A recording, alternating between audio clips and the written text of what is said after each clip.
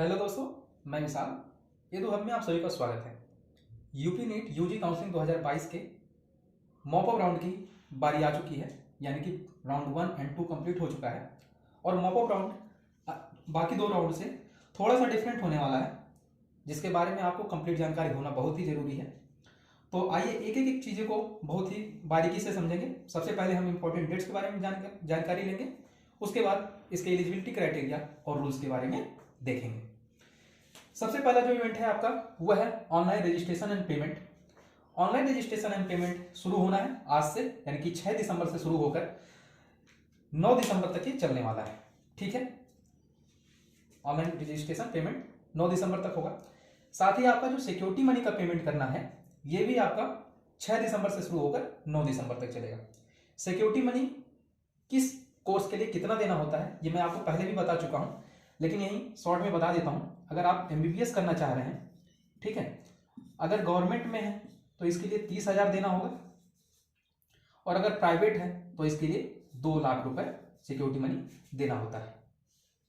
ठीक है, ये तो रहा आपका एमबीबीएस के लिए। बीडीएस के लिए क्या है? बीडीएस के लिए अगर गवर्नमेंट में है तो 30,000 ये है, लेकिन प्राइवेट में इसका 1 लाख रुपए है। ठीक है, इस चीज का ध्यान रखेंगे। बात करते हैं मेरिट लिस्ट की। ये 9 दिसंबर 2022 को रिलीज किया जाएगा। वहीं आपका जो चॉइस फिलिंग होना है, जो ऑनलाइन होना है, ऑनलाइन चॉइस फिलिंग 10 दिसंबर 12 बजे शुरू होगा और ये 13 दिसंबर तक चलेगा। इसके बाद आपका रिजल्ट घोषित किया जाएगा। रिजल्ट आएगा आपका 15 दिसंबर 2022 को, और अलॉटमेंट और एडमिशन होगा 16 दिसंबर से 18 दिसंबर 2022 तक। ये तो इंपॉर्टेंट डेट हो गए। लेकिन अगर आप ऑनलाइन मॉपअप राउंड में पार्टिसिपेट करना चाह रहे हैं तो आपको क्या करना पड़ेगा?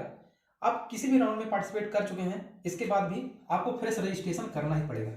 रजिस्ट्रेशन आपको करना है अगर आप मॉपअप राउंड में पार्टिसिपेट करना चाह रहे हैं, और रजिस्ट्रेशन शुल्क जो है मॉपअप राउंड के लिए वो 1,000 रुपये होता है।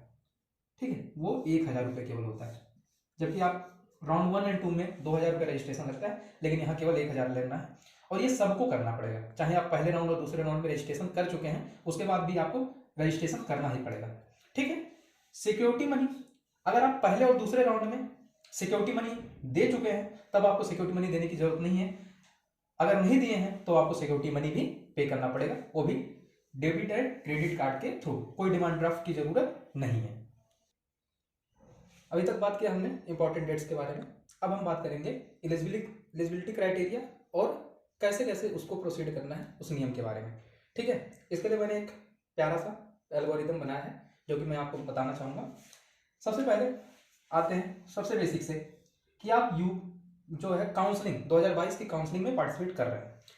अब आपके पास 2 ऑप्शन है, या तो आप यूपी नीट की काउंसलिंग में पार्टिसिपेट कर रहे हैं, या फिर all India quota AIIMS JIPMER या अदर स्टेट की काउंसलिंग में पार्टिसिपेट कर रहे हैं। यहाँ तक क्लियर है? अब हम आगे बढ़ेंगे।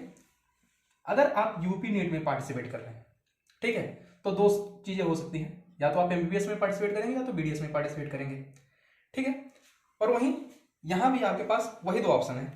ठीक है, अगर आप ऑल इंडिया कोटा या अदर स्टेट में राउंड 1, 2 या मॉपअप राउंड में कहीं भी एडमिशन ले चुके हैं, ठीक है, कहीं भी अगर आपने एडमिशन ले लिया है तो आप स्टेट कोटा के यूपी के मॉपअप राउंड के लिए एलिजिबल नहीं है। ठीक है, आप मॉपअप राउंड के लिए एलिजिबल नहीं है। लेकिन आपने कहीं एडमिशन नहीं लिया है अब तक, अगर ऑल इंडिया कोटा से कहीं एडमिशन नहीं लिया है तो आप इसके लिए एलिजिबल हो सकते हैं। ठीक है, हो सकते हैं। ऐसा क्यों कह रहा हूं? क्योंकि अगर इधर वाली कंडीशन आप फुलफिल करते होंगे तभी होंगे, तो यहां तक अभी आप हो सकते हैं। बात करते हैं यूपी नीट, एमबीबीएस या बीडीएस। ठीक है, अब बात करते हैं, ठीक है, तो बात करते हैं एमबीबीएस की। अगर राउंड 1 और 2 के थ्रू, ठीक है, राउंड 1 या 2 के थ्रू आपने एडमिशन लिया है, या फिर फ्री एग्जिट किया है, या फिर रिजाइन कर दिया है, इन तीनों ही कंडीशन में आप मॉपअप राउंड के लिए एलिजिबल नहीं है। ठीक है, आप मॉपअप राउंड के लिए एलिजिबल नहीं है। वहीं दूसरी तरफ आप अभी तक कोई सीट नहीं मिली है, ठीक है, यूपी नीट काउंसलिंग के थ्रू आपको अभी तक कोई सीट नहीं मिली है, तो आप इसके लिए एलिजिबल है।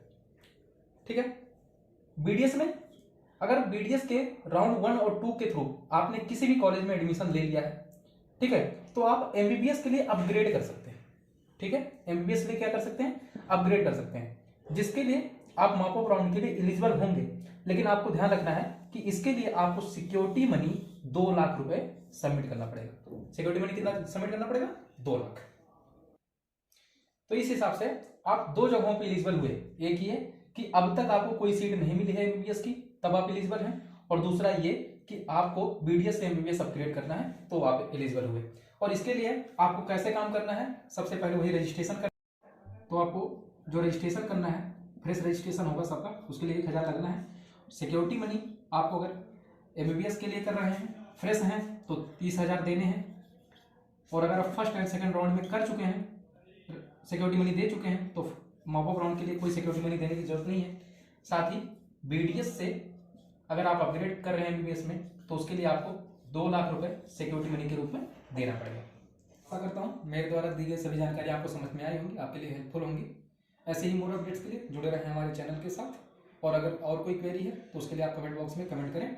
साथ ही हमारे चैनल को लाइक शेयर सब्सक्राइब करें। धन्यवाद।